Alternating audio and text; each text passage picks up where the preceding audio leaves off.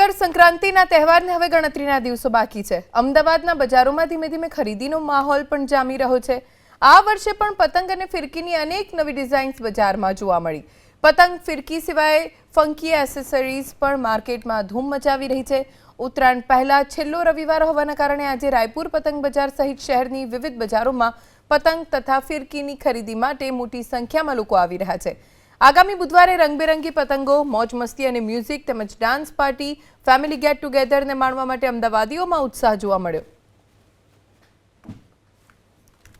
काप्यो छे अने लपेटनी किकियारोनो पर्व एटले उत्तरायण। जो के उत्तरायणनी राह छे ते पतंग रसिको खूब ज आतुरताथी जोता होय छे। त्यारे खास करीने अमदावादना रायपुरनी जे रौनक होय छे ते कंईक और जोवा मळती होय छे। जो के आप जोई रह्या छो आजे रविवार छे अने रविवारे अहींया आगळ जे पतंग रसिकोनो जे जमावड़ो छे ते जोवा मळी रह्यो छे। अहींया आगळ पग मूकवानी जग्या पण नथी अने लोको पोताना बाळको तेमज परिवार साथे अहींया आगळ उत्तरायणनी खरीदारी करवा माटे आव्या छे। आपणे साथे કેટલાક પતંગ રસિકો છે તેમની સાથે વાત કરીશું।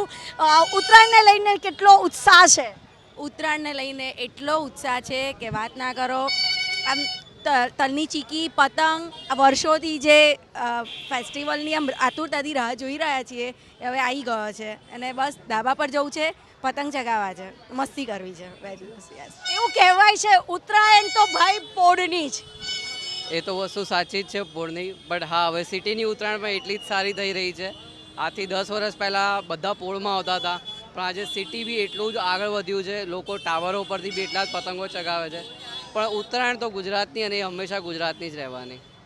કઈ રીતની ખરીદારી કરી છે આપ લોકો? હજુ તો શરૂઆત જ છે। પહેલાં અમારી ખરીદારી થશે, પછી વાઈફની થશે ને પછી છોકરાની થશે। સો નવી નવી આઇટમ વેરાયટી સારી આવી છે, તો બધું ચેકઆઉટ કરી રહ્યા છે અને એ પ્રમાણે ખરીદારી કરી રહ્યા છે।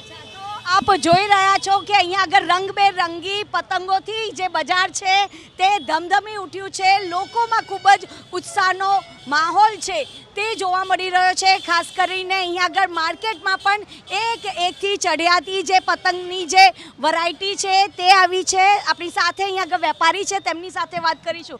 સર, આ વખતની ઉત્તરાયણ